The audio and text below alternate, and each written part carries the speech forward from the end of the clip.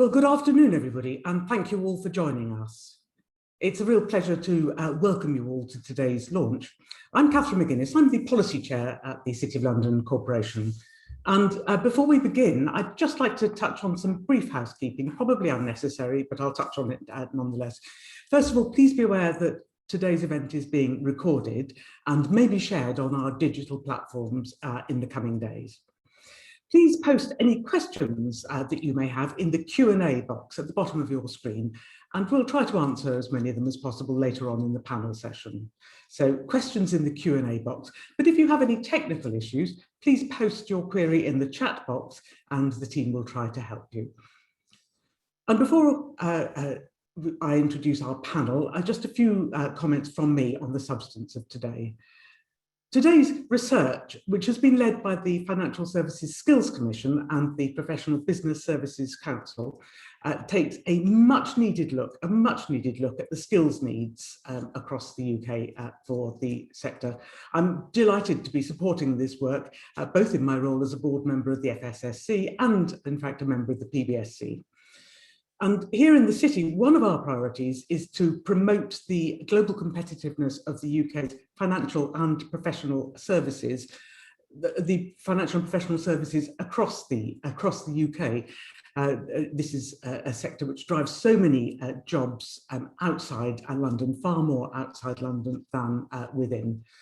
And access to talent and skills has long been regarded as one of the UK's core strengths. The deep pools of talent that we have across the UK, our world-class university system, and indeed our ability to attract skills and expertise from all over the world. And yet, access to suitable talent is considered to be one of the biggest challenges that the sector faces, with an estimated 90% of the UK workforce needing to be reskilled by 2030. So to ensure our continued global competitiveness and to make the most of the opportunities that we have for innovation in areas such as tech and sustainability, we really need to work to ensure that we have and continue to develop a skilled domestic workforce while remaining open and attractive to international talent. And this report provides some very timely recommendations how we can do that. We have some great speakers and panelists to consider some of the findings today. And I'm first very pleased to welcome Lord Jerry Grimstone, Minister for Investment, who will be giving today's keynote address. And after that, we'll be hearing from Mark Hoban, FSSC Chair, who will tell us more about the report, which I have to say aligns very closely with work which we're also doing here at the City Corporation on a task force commissioned by BEIS and the Treasury on how we can boost socioeconomic diversity at senior levels across financial and professional services. I chair that, but Mark, who is a keen advocate for social mobility, also sits on the task force. I'd then like to welcome Dr. Alan Belfield, Chairman of Arup Group and also PBSC Chair, who will be chairing the panel discussion, Lee Mayer, the TheCityUK City Chair for Belfast and Managing Director at City Belfast, and Cathy Walton, CEO at Capgemini Financial. So we're going to have a great panel to hear more about the report, and I look forward to hearing their views later and to exploring how we can really best respond to this challenge. So without more ado, I'm now going to hand over to Lord Jerry Grimstone. Jerry, over to you. Well, thank you very much. Thank you very much, Catherine. That was a great introduction, and I'm very pleased to be taking part in this very important event. I think it goes without saying that the professionalism of the UK financial and professional business services sector and the respect for that around the world is really one of our greatest national assets. But of course, to support this professionalism, access to and maintaining talent within these sectors across all regions and nations is really incredibly important. And through automation and more recently the pandemic, we have seen some really major disruptors to the two sectors, which have changed the way that we do business and the way that we work. And these have brought challenges, but as often happens, also present some opportunities. And there's no doubt that our reputation on the world stage should and must be underpinned by the strength and reputation of our financial and professional business services. And we all do need to work together to help promote the sectors and to take advantages of the new opportunities for growth. And I think that understanding the future skills needed for these sectors is really key to supporting the delivery of future policy, and is going to be doubtless instrumental in progressing our shared endeavour to build back better through the plan for growth. Now, of course, in January this year, we put out a white paper, the Skills for Jobs white paper, and that outlines how the government proposes to support people to develop the skills they need to get good jobs. And that includes measures to give employers a greater say in the development of skills, to provide higher level technical skills, to provide a flexible lifetime skills guarantee, and to simplify and reform funding and accountability for providers. And of course, last but not least, absolutely not least, to support outstanding teaching. And I do know that the research team have worked with departmental colleagues and officials to better understand how the white paper proposals can support the future skills needs of the sector. And it's really key that we continue to work together to achieve this goal. And I've absolutely no doubt that we will. Now, of course, this valuable research also connects well with the government's levelling up agenda. As part of our plan for growth, our mission is really to try to unleash the potential of our whole country. And won't that be a great day when we do that? So we will look to level up the country so that the whole of the United Kingdom has the opportunities to acquire the skills to work in new and dynamic industries, to have competitive cities and vibrant towns that are central to people's lives, with access to the services, the skills, and the jobs that they need to thrive. And of course, we also hope that this levelling up agenda would address issues of inequality that have been raised within the sectors. The Socio-Economic Diversity Task Force, which Catherine McGuinness so ably chairs, has been set up to address socio-economic diversity in financial and professional services at senior levels. And I really think this also is going to support our objectives to boost social mobility and productivity across the UK. Now, the intention of the Lifetime Skills Guarantee is to enable anyone to acquire the skills to do those jobs, wherever they live and whatever stage they are in at their career. However, as this report concludes, preparation for the future and working together is key to achieving this. And I really believe that this important research will allow the sectors to identify the actions that are required to address the skills challenge, what action businesses and the sector itself needs to take, and of course where government can help support these efforts. And I think if we get this done, it will help to reinforce the position of the UK's financial and professional and business and services sectors, strengthen regional centres across the UK, and boost productivity. So I very much welcome the recommendations from the report, and I'm really looking forward to hearing from Mark and the panelists about those recommendations in more detail. And if I have just one last remaining ask is, let's really try to develop some practical suggestions as to what we're going to do about this problem. I think the problem has been well stated. I think that we recognise the problem, but now all of us, we've got to find a way to do something about it. So thank you very much.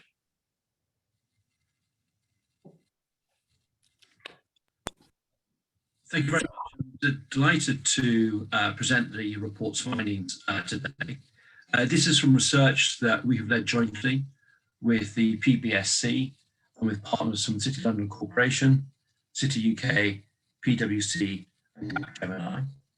Jerry has very ably set out the context in which we're operating, the levelling up agenda, building back better after the pandemic, and the importance of ensuring there's growth in the sector across the whole country, and particularly the regional hubs. And I think this is an opportune moment to talk about the challenges of the sector for professional business services and financial services. Now, to get a good picture for this report, we've carried out extensive research. We've engaged with over 80 employers across the country through round tables and interviews. We've carried out a survey. We've been looking at job posting data and the employer skills survey.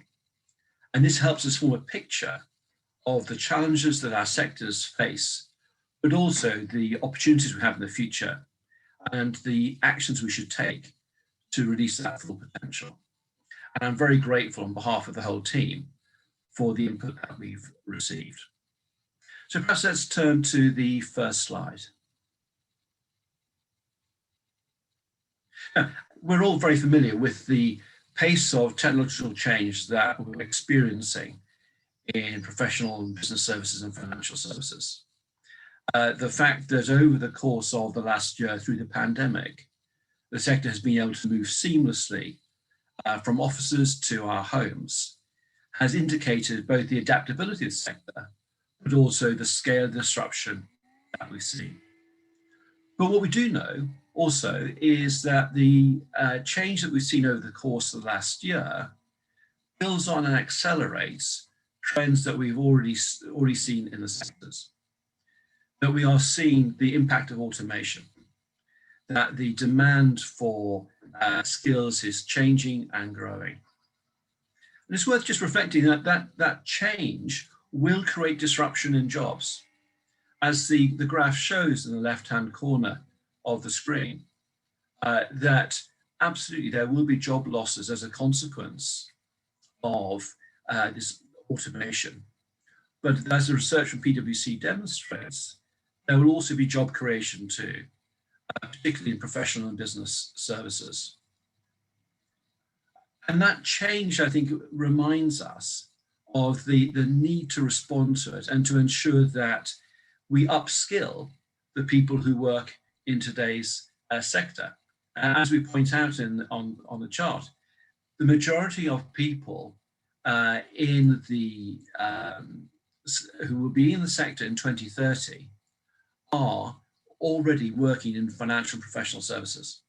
So if we are to meet the need for new roles, we need to upskill today's workforce. And the skills that we need to focus on aren't just technical skills around data or cyber or AI.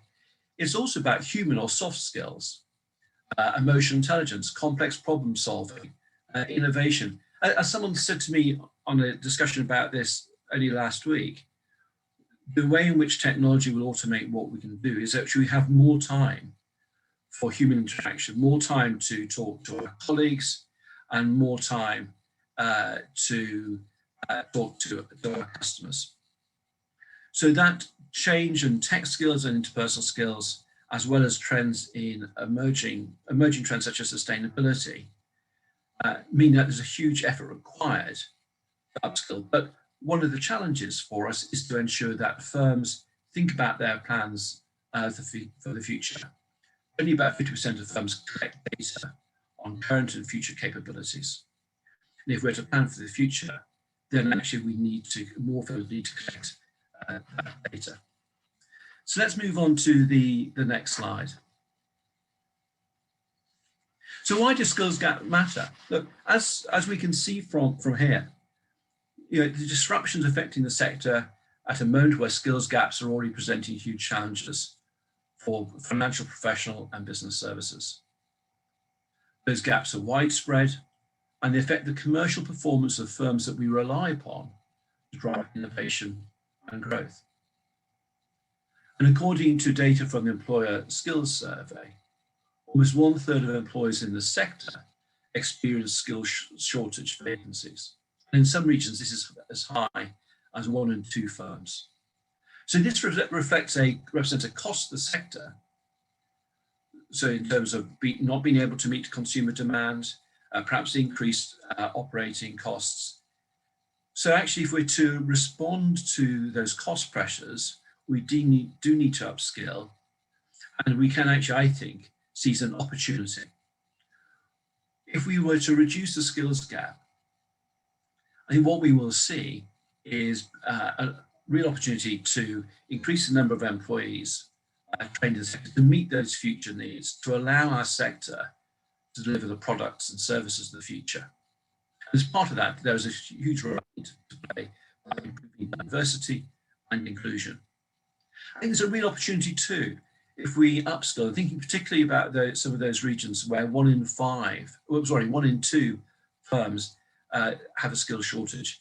Real opportunity to create stronger regional clusters, driving innovation, driving growth, and for businesses of all sizes.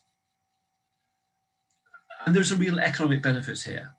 As research from PwC has demonstrated, if we can tackle those skills gaps, then we can boost the output of the sector by £38 billion by 2038. So yes, there is a challenge around reskilling and upskilling. There is a cost we're facing as a consequence at the moment of the lack of skills. But I do think that there is a huge opportunity in the future, a huge commercial opportunity in the future, if we close those skills gaps. So perhaps let's move to the next slide, please. So this is a report about the UK regions and nations. So why do we have that focus? So I think the first thing I'd say is that we hear across all parts of the UK similar challenges in around recruiting and retaining senior talent. And this is particularly reflected in the figures of graduates choosing to work in London rather than working elsewhere in the United Kingdom. But the impact varies across the regions. And actually one of the interesting things is those regions where they have strong, deep and broad clusters of financial services cope better with skills challenges than those regions who perhaps have shallower and narrower pools of skills. We also recognise that there is a unique challenge facing SMEs who don't have the same resources. They can't move resources from one office to another. They need to tap into their local labour market pool. So we do need, if we're to try to tackle some of these issues and challenges, that we need to focus not just across the country, but on particular regions, and also think about the role of SMEs. But the key thing here is the success of our strategy is strongly dependent upon the quality of talent we can draw upon. And it's clear that these challenges need to be addressed as a matter of priority. So could we have the next slide, please? And of course, this becomes important. Lord Grimstone talked about the importance of regional hubs. If we look at the site, 3 examples there of the relocation of roles to the nations and regions of the UK. So in the budget, the Treasury created a campus in Darlington, Goldman Sachs joining HSBC in an office in Birmingham, and the Bank of England announcing plans for its own northern hub. So what we're seeing is an increased appetite from firms in our sector to create a regional presence. 43% of the firms we surveyed are planning to increase their headcount in the regions, and other firms are rethinking their strategy and consolidating in specific hubs. Now, this presents a great long-term opportunity, but there are some short-term challenges. We've heard concerns from the survey that regional expansions combined with new ways of working will intensify competition in local labour markets, putting pressure on skills supply. Anecdotally, we've heard of skilled talent based outside London leaving local employers in favour of taking up roles in London. And of course, this will be exacerbated by the move towards remote working. We've also heard that some of our really strong regional clusters aren't well enough known to attract talent. And this needs to change too. We need to bang the drum. Some businesses and employer and education providers are rising to meet the skills challenges laid out in this report better than others. And these include employer upskill initiatives, focus on digital skills, future skills forecasting, partnerships between education providers and industry bodies. But I think in the conclusion of the report is that more action is needed to ensure that the sector, regions and nations are prepared for the challenges we face in the future. So Claire, perhaps we can move on to the final slide. So what we produced in our report is a 8-point plan. And what we are focusing on is the best way to deepen the pool of talent in the nations and regions, benefiting both small firms and large firms alike. At the heart of this is the call for effective collaboration between employers, education providers and government to address the skills challenge, to unlock sector growth and bring significant employment opportunities to local communities. Government, education providers and employers at the head need to drive action together to build a culture of lifelong learning across the sector, to increase the supply of tech skills and digital literacy across the sector, but also the wider economy, and to ensure that efforts to build a skilled workforce are underpinned by a commitment to diversity and inclusion. To do this, we will need to enhance strategic workforce planning capabilities across the sector to identify future skills needs. We need to support mid-career training through employer-led skills brokerage service and clearer pathways into the sector. And we need to attract and retain highly skilled talent across the regions and nations through strengthening the talent pipeline and locating senior roles across the whole of the country. We will need to boost the availability of skills across the regions through strategic collaborations between employers, education providers, and regional government. And finally, we'll need to develop regional centres of specialisation, building on clusters that already exist. Now, these recommendations are ambitious. I believe they are practical, but it's what we need to do as a sector, working with government and education providers to ensure that we upskill and reskill so that we benefit from the technological change that we're seeing today and ensure that this is to the benefit of consumers as well as those who work in financial and professional services. Thank you very much.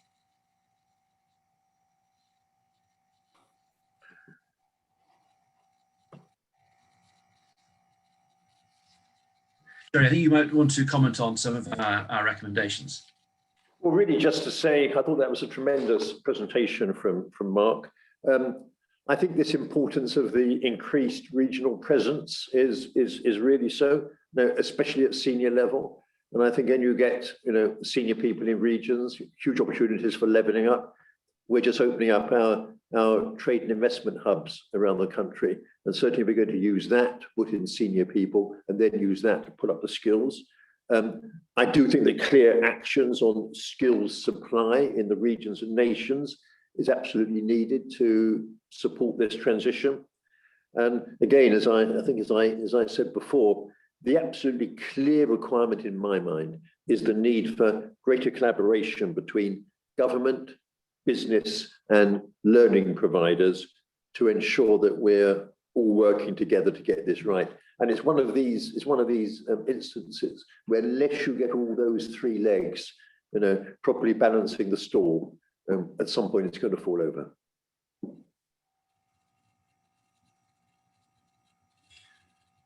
That's great. Thank you, Jerry. I think we're now going to pass over to Alan. Thank you very much, Mark, Lord Grimstone and Catherine. My job now is to chair a panel session. Before I start, though, I really want to emphasise how impressive this piece of work is. I think it really lays out the pathways that we're going to need to create the right skills culture all across the UK. And we all know that the success and resilience of this sector really depends on the skills of the people. So we have to work together on this 8-point plan to get that right. And today, I'm absolutely delighted to introduce just a few of the experts that have been involved in shaping this report. And I'm going to ask them to comment on some of the thinking behind the findings. And on the panel, we have Lee Mayer, who's the City UK Chair for Belfast, Kathy Walton, the CEO of Kaplan Financial, Mark Hoban, who you've just heard from, the Chair of the Financial Services Skills Committee, and of course, Catherine McGuinness, the Chair of the Policy and Resources Committee here at the City of London. We want to try and answer as many questions as we can, so please enter your questions into the Q&A box. Before they start coming through, I have a couple of questions, and I would like to start with you, Lee. So Lee, as the City UK Regional Chair, you actually hosted one of the roundtables, generating evidence in this research. Can you share your comments on the findings and whether they resonate with what you've actually been hearing? Yes, good afternoon, and thank you, Alan. Firstly, I'd just like to say that it's great to see so many of the points that were raised in our review reflected in the report. And I could just highlight both from an industry and from a personal perspective that, the workload, the cost, the quality of our work and the delay in introducing new products are certainly what we resonate with both as an industry and as an organization.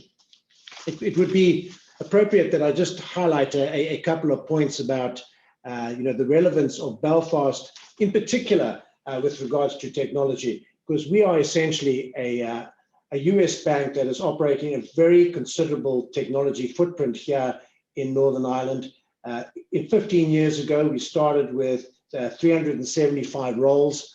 And the reason that we chose Northern Ireland was a combination of a hugely collaborative government, a very close relationship that developed with the universities, and the fact that there was an abundance of talent. I would go as far as to say that talent has never been the concern, but skills certainly are. And both Queen's University and Ulster University are offered renowned degrees in finance and accounting and computer science with software engineering, and those are skills that we looked at. We've also now established that there is a broader talent pool that we can draw from, and that includes engaging the schools as well as an underemployed sector where we've got return to work and a very increasingly diverse population that we're able to offer careers in a whole range of skills that actually contribute considerably to both the industry and to the local community. I'll stop there. Thank you very much, Lee. Kathy, the recommendations feature a much stronger collaboration between education providers, employers, and government. How do you think this can work best, and who needs to be involved? Thanks, Alan. It absolutely does require all those three parties. I know that Lord Grimstone mentioned this. He talked about his balancing the three-legged stool, and I absolutely agree with that. Because we need to define what skills are, and not just current skills, but the future skills that people will need. And employers are best placed to be able to make that decision, but they do need government policy nationally and locally to support them, and they need an education solution to make it possible. This is the first time that this tripartite way of working has been used. You'll probably all be familiar with the fact that several years ago, the old apprenticeship framework were ripped up and new apprenticeship standards were developed. And that was a great example of these different entities working together. And employers absolutely drove what they wanted their apprentices to actually be able to do and define both the technical and the people skills that they needed. So we know that this can happen, and we know that that was facilitated by the Institute for Apprenticeships and Technical Expertise. And then training providers were invited to come into the room to help to do it. What I would say is that some people would probably expect that apprenticeships would have already solved the problem, but I think they will in some parts. But the problem with apprenticeship is that they're quite long. They're quite long to design. they're quite long to develop, and it can take 6 or 8 years before you actually get any outputs and see whether or not those original decisions made by employers are actually creating the types of employees that businesses need. So we need something that's a lot more agile than the current apprenticeship system, but it does need to be those 3 parties. So maybe focusing more on short courses or modules, or more bite-sized learning, particularly for people that are upskilling, who are already in the workplace, but things that can develop these skills quite quickly. And also, I think one of the problems with apprenticeships is it's always built around jobs that exist now. And this is really about trying to prepare people for the jobs that will exist in the future. So it probably needs to be done slightly differently. I do think that bodies like the Financial Services Skills Commission, representing several and many employers at the same time, would be a really efficient way to do this. So get bodies and commissions and boards to get views from the employers, and then bring those to the table with government and training providers. Thank you, Cathy. Some really good points there.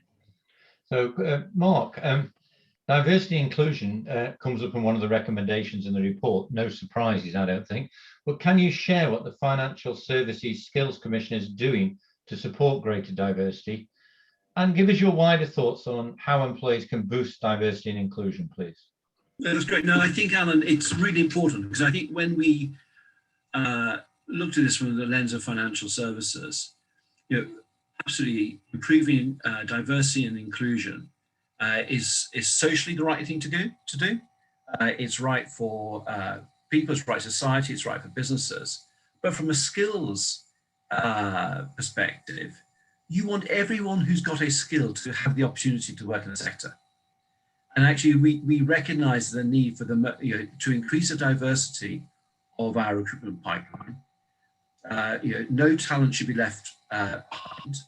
But actually, when people join financial services firms, what we also recognise is the need to focus on retention and progression.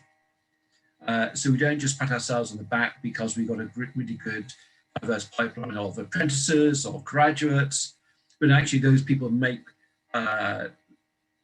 progress throughout their career, and that's why I think, going back to the reference Catherine made earlier on to the socioeconomic diversity task force that she's leading and part of, we do need to make an effort in this sector. We do need to do that so that we do get the best talent at every level of our businesses. But I think one of the challenges is there's no shortage of initiatives.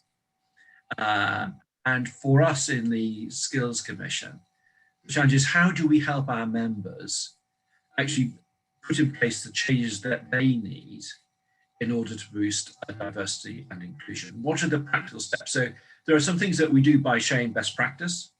We have nearly 30 members now. We have created a collaborative and cooperative space for sharing ideas, both the successes, frankly, but also the failures. It's important that people learn from what hasn't gone as well as what has worked. We're looking at how we can improve measurement of diversity, and we're going to bring out a guide on that shortly. But also, I think some of the practical things. So one of our members, Zurich Financial Services, worked with the Behavioural Insights Unit to look at how can you improve the flow of people who want to work part-time into your business. So actually, they found there's some relatively simple changes you could make to your job adverts to boost take-up. And they've been very generous in sharing that insight with us. So there are some very clear practical steps to do this, because I think that improving diversity and inclusion is a moral and social imperative, but it's also a business imperative too. We close ourselves off from so many talented people if we fail to be diverse, not just as an entry point, but a progression too. Thank you, Mark. I couldn't agree more. This whole report is about strengthening our skills, and we cannot afford to not include everybody, absolutely everybody. So diversity inclusion, absolutely paramount. So Cathy, as the policy chair of the City of London, you get involved in many things, but the City of London aims to boost the global competitiveness of the UK's financial and professional services sector. Why is growing the financial and professional services sector in the regions also very good for London and the UK as a whole? You can see this is a very hot topic as we speak now, levelling up agendas and other things. So, Kathy, sorry. No, thanks very much. I think really both because it's already a really important part of the UK-wide economy, but also because it helps give us that global competitive edge. I mentioned earlier the huge numbers of jobs in the sector that are outside London, and we see clusters of real expertise, clusters of real innovation, and clusters which are really very good for us when we go promoting the UK around the rest of the world. We can showcase cross-UK opportunities for investment and for partnership. We can work with other UK FPS centres on shared ambitions. Innovation, for example, and some of the really strong clusters that are around some of the universities. I would say, look, Lee spoke to us about what's happening in Belfast, and I find it's a great selling point, actually, that you can talk about what's happening there and what the opportunities are there, and a slightly different way of working that you might have if you base yourself in a centre like that as well. We're working at the moment, as you can imagine, very closely with Scotland, not only because Edinburgh and Glasgow are the second and third largest financial centres for the UK, but also with COP26 coming up. Let's have a look at what the investment opportunities there are. What are the opportunities to showcase what our financial and professional and business services sector can do on the pathway to net zero as we approach that big conference at the end of the year. So we have a cross UK dialogue. We're seeing some really interesting potential and some really interesting initiatives developing. If I were to sound a note of caution and concern, I suppose, it's when we're looking at partnerships, when we're looking at working together, we need to make sure that that SMEs in particular can benefit. SMEs have already been mentioned, but we need to make sure that graduate talent is aware of and can take advantage of some of the opportunities within the smaller firms, and also that the smaller firms themselves can take advantage of some of the opportunities for training or whatever that there are. So we sort of encourage large employers with the resources that they have to look at strategic partnerships with SMEs, or to think about SMEs in their discussions. So I think, the pandemic, of course, has given added urgency to us all as we think about partnerships, as we think about rebuilding, and we think about jobs and growth. We are seeing an increasingly joined up way of thinking in many areas, and I think the more that we can replicate that and really get some traction behind it and share best practice, the more rapidly impact can be had. But back to your initial question, basically it's good for London. It adds to our competitive edge that there's a really strong UK with us. Thank you very much, Catherine. So we've got a number of questions coming through, thankfully. The first question here is for you, Lee. Practically, how well does the panel think that investment agencies are working with skills organisations to deliver investment? Is it joined up on a national and a local level? Yeah, thank you, Alan. So what I wanted to highlight here is that firstly, that investment agencies come in various guises, and I want to really refer to an initiative that has been started by Belfast City Council and with a number of other councils here in Northern Ireland. And the proposal is that we are going to set up a global centre for secure and intelligent regulatory technologies. Now, that has such relevance and such a resonance with what we are trying to do as an organisation, as well as for the whole of the financial and professional services here in Northern Ireland. But what they've been really smart about is the fact that they've recognised that we can't actually try and solve for the whole problem, and actually look at what it is that we're particularly good at. And over the years, Belfast and London in particular, who are two of the top three fintech cities in the world, have developed certain skills, and Belfast has developed skills in cyber and artificial intelligence and regulatory technologies. And I think that, recognizing that, and that's the problem we're trying to solve, putting it out to the industry and saying, okay, do you want to be part of this collaboration? And if so, how are you going to help us get this into a situation where we actually can build out a not only a program, but we can build out a world-renowned establishment for the development of those technologies. So we've applied to a national government through a local government with collaboration from the industry to bring it all together in a very succinct and a very appropriate proposal that we believe that we can deliver on, as long as we, to the point that Mark made earlier on, is the attraction and the retention of skills are one thing, but the progression of those skills is hugely in part and then very incumbent upon us as employers and us as a country. Thank you. No, thank you, Lee.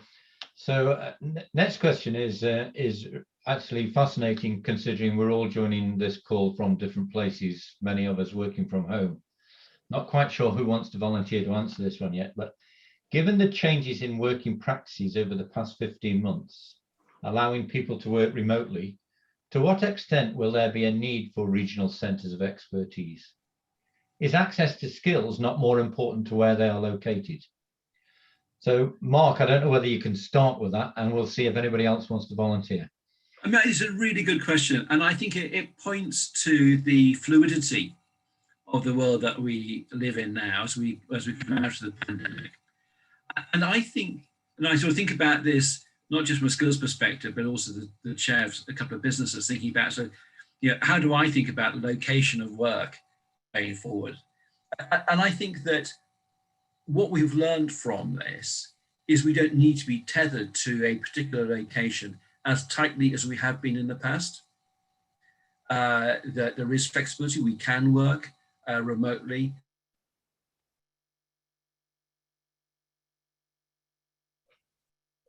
Okay, I've lost Mark. Am I the only one who's lost Mark? Catherine, have you got any comments while we're waiting for Mark to come back? Yes, I have. I mean, I think we have learned over this past period how we can work from anywhere. Mark is back, actually. Do you want to finish, Mark, before I come in? Sorry about that. Well, Mark, I think this demonstrates, Catherine, why co-location works, that the robustness of technology is not perfect. And I must say, I miss the predictability of face-to-face meetings where we don't freeze on screen. But I think there's a role for remote working. There's a role for co-location to collaborate, to cooperate, to spark ideas. And so I think that flexibility will help, but I do think we still need some strong regional hubs to facilitate that cooperation, that innovation, and the creative flows that we have. And Alan, I was actually going to say very much the same thing that Mark has just said. Of course, access to skills is first and foremost, probably the most important thing. But yes, we will be, I hope, building on some of what we've learned to enable remote working, to enable hybrid ways of working. But all the research we do when we look at the recovery of the square mile tells us that people want to get back into their offices. They want to co-locate for all sorts of different reasons.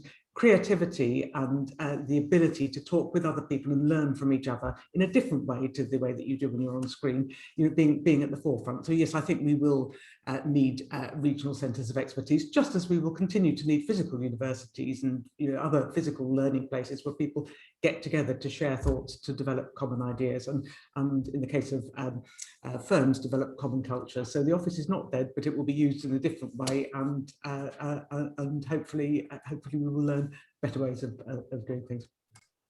And that, of course, is what many of our peers and colleagues are all saying. So that flexible working is here to stay. We've proved that that can happen, but we're not giving up on the office. Alan, can I just add that last week I was part of a discussion about the future working model, and I must say the piece of work that was conducted by a firm here in Belfast was absolutely fantastic. It was deep, it was revealing, it covered angles that we hadn't considered. But the overarching piece of it was that we're only 15 months into this radical change. We're learning a huge amount about what people want. I think in the initial stages, people were quite comfortable. It was spring and it was summer, it was great. We now have gone through a full year, and we're starting to see that some of the impact in terms of the mental stability and the mental health well-being of people is starting to be affected. So I think it's evolving. I think it's going to be data-based, but I do agree that there's going to be a large range of options that we can consider going forward. Thank you very much. So the next question is for Kathy. Kathy, the construction industry faces many similar challenges to what you were saying around trying to upskill the current workforce, but colleges can't deliver in time quickly enough. What opportunities are there for other bodies to fill the void or work until funding comes through to be more flexible? Well, I mean, Capital Financial, as it says, as the name says on the tin, probably isn't really we don't teach anything to do with construction, but I think it's a good general point that's been made. That I think colleges need to be part of the solution, as do universities, as do those that teach professional qualifications and independent training providers. But it's that agility point that we discussed before, and part of the problem is that the learning outcomes are set down, and a syllabus and a curriculum is created around them, and then it can't move, and so we need more fluidity in the design of all qualifications, give them room to evolve as the world evolves. There was a point there about funding, and I do wonder whether or not something could be done so that a lot of large employers, and I agree this affects SMEs as well, but a lot of the large employers are paying a good deal of money into the apprenticeship levy and not necessarily using it because of the reasons that I explained before about the problem with some of the apprenticeships. They're just too long and can't move fast enough. So I wonder whether one thing that might facilitate this is to make that more of a training and skills levy as opposed to a blunt apprenticeship levy. Obviously, there needs to be an element of regulation to make sure that it is genuinely being spent on things where you can say somebody's skills level was here when they started and it's here when they finish. So there'd need to be some robust procedures around what it could be spent on. But I do think that should be expanded to be more of a training levy. And then for those that don't pay into the levy, so the SMEs, they can currently use government funding in lieu of paying into a levy, and the same rules should apply for the access to funding there for the SMEs, I would say. So, Kathy, there's a number of questions around SMEs and funding too. So there are questions around how are small businesses in particular expected to fund some of this reskilling? And I wonder if we could just have a general comment about how SMEs can do it, not just the apprenticeship levy being used in a different way. Have you got any thoughts on that? And then I'll come to one of the others. Well, I mean, there is an extent to which, and I know that this is a difficult, but part of the presentation that Mark showed is how much money is actually being wasted at the moment by all organisations by not having the right people in with the right skills in the right job. So there is an extent to which there is a return on investment that all businesses will get from investing in the right skills, and the increased productivity that businesses will be able to experience, again, if skills are better aligned. But I do think that there may well need to be, particularly on a local level, there might well need to be funding that is made available. If we decide that there's going to be a regional hub in a particular city, in order for that city to be known as the hub for a skill, then there needs to be funding to allow people, organisations to get involved. So it does need help from national and local government. And Catherine, have you got any comments in the funding space? I haven't directly for SMEs, but I would say that I think that's right, that government, local and national, needs to step in. In our own case, we've transitioned what used to be a business library into an advice centre for SMEs, particularly to try to give support to the SMEs that make up actually quite a very large part of the businesses that we have in the Square Mile itself. So one of the questions we've got that's come through is, what role do we think LEPs will play in this? It comes from somebody who works at an LEP. What role do we think LEPs will have in playing to this challenge? Lee, I don't know if you've got any thoughts on LEPs, LEPs. I haven't actually. And that's partly because I am terrible with acronyms. So could someone tell me what an LEP is, and then maybe I've got a view. The local enterprise partnerships. They are interesting organisations, and I believe that they should have a role to play. The question is, how do they get involved and why? I'm going to refer back to the fact that I think we're at a very, very exciting point in the way that we operate, both with our local government and with our city councils. And I think that we're going to have to bring in a much broader range of opinions and support, because we recognize that there is both competition for talent as well as there is needs to be collaboration for talent. And if we're all looking at upskilling people, let's do that collectively. Let's do that together, because I think that we will actually benefit from a Northern Ireland perspective more beneficially if we do it holistically, and we recognize that we're not going to go off at tangents. So I think that it's a very, very welcome idea to actually include a vast and extensive range of opinions and skills to actually develop a program which is now starting to take form and objectives and deliverables. Thank you, Lee. So I think, Alan, can I just add to it? I think the point is a really important one about how local businesses engage with local education providers, and historically LEPs have been that vehicle. So I sit on the board of a local FE college, and I know that our relationship with the LEP is really key to future. But there is some work going, and Lord Grimstone referenced one of the skills reports that the government produced earlier this year. Does think about different types of relationships, and in our recommendations in this report, we do talk about trying to think about how financial services would take part in some of these new models of education and employer engagement. So perhaps not just on a regional basis, perhaps on a sector basis. So I think getting this right is well worth it, and that model of engagement in LEPs is helpful, but it's not exclusive. Yeah, thank you. And apologies to Lee, I've just realised that LEPs are a England thing, they're not a Northern Ireland thing. So many apologies, Lee. So look, final question is about net zero and 2050 targets and the role that we might have to play in embedding green finance skills.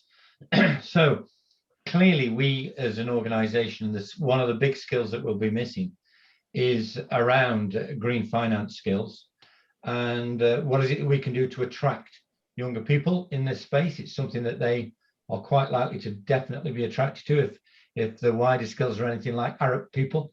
And I just wanted a comment from people before we hand back to you, Mark, I think. So Lee, would you like to start? Yes, thank you, Alan. So, I've had a couple of interviews, and we've interviewed a few people where they ask us about the green credentials in finance, and not a question that I would have experienced 5 years ago. But I'm pleased to say that, we've recently appointed the first female CEO for a US investment bank. And within the first month of her joining, she laid out her vision, and included in that, in her ESG agenda, were 2 key points, which interestingly align with the 2050 net zero targets. And the first of those objectives was that by 2030, this organization, City, would be a net zero output of our own premises and establishments. So we would not be contributing any carbon to the environment. But by 2050, we would have been in a position that the financing that we were providing was going to be net zero. So we've got a vision, and we know that that is something significant. It is firmly reinforced in our philosophy now as diversity and inclusion, and the client focus. So the 3 pillars right now are focusing around those areas. So if it's that prominent, I think we've got something to offer. Thank you. And one of the great things about chairing a panel session is that you have lots of questions, and we do today. One of the worst things that happens is that you have nobody ask any questions, and we're struggling. But actually, we've still got lots of questions coming in, but we have actually run out of time. So I'd like to thank everybody who was engaged, everybody who's asked questions. thank you, my panelists here, absolutely brilliant to have answered. I'd like to hand back to you, Mark. Thanks very much, Alan, and it's been a really helpful conversation we've had today. And I think that the questions that we've had, I think, really emphasize the challenge of how we work together. And this report is about building up the skills of people across the UK in all the nations and regions, and strengthening existing and emerging regional clusters. But to do that, we need broad dialogue and collective effort. And we need to tap into the resources across the country to think about how we deliver that. The FPBS sector must commit to working together, but not just together, but also with government, education providers and others to implement these recommendations effectively. Because we're only going to make progress on this radical and bold agenda through collective effort. Not one of us can solve this problem for ourselves. So deep-seated is the challenge of technological change and the need to upskill. So let's work together on this. I'd really like to thank the partners involved in this work and congratulate the project team for their hard work. You have just seen today in the slides a fraction of the content that has created this. That the report is very detailed, very thorough, tackles many of the issues we haven't had a chance to address in the questions. It's a great report, great example of collaboration, the collaboration that we're advocating. And I do believe that by working together, we can generate the skills that we need to build a better future. Thank you very much, everyone. Thank you for joining us today for this launch. Enjoy the rest of the day. Thank you.